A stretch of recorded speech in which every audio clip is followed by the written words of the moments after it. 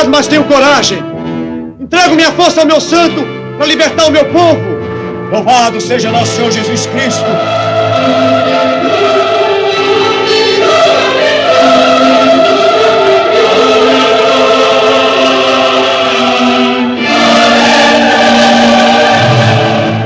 Copacabana Filmes apresenta a produção de Luiz Augusto Mendes, Deus e o Diabo na Terra do Sol, um filme de Glauber Rocha.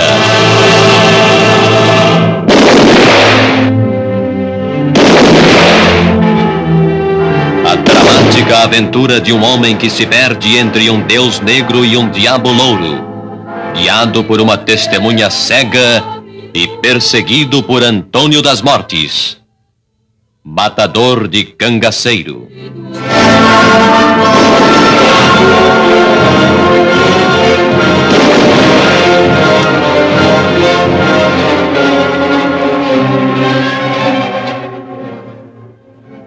Chama agora.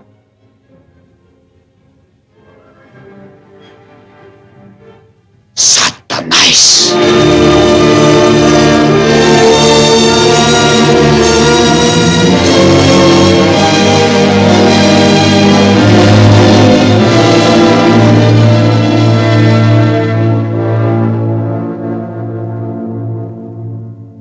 Vou acabar com ele, Rosa. Vou acabar com ele.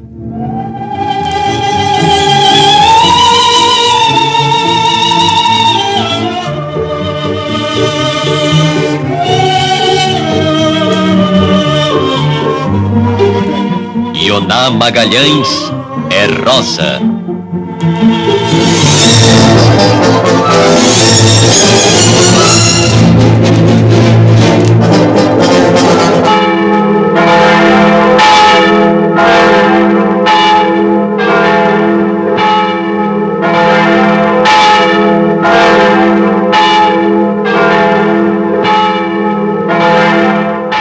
Geraldo Del Rey é Manuel.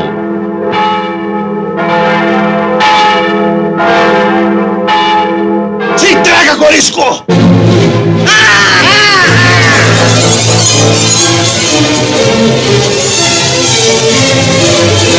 Otton Bastos é Corisco, o Diabo Louro. Maurício do Vale é Antônio das Mortes.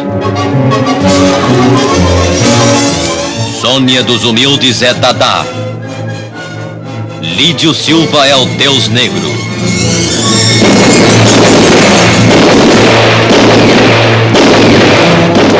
Nunca se fez no Brasil um filme como Deus e o Diabo na Terra do Sol.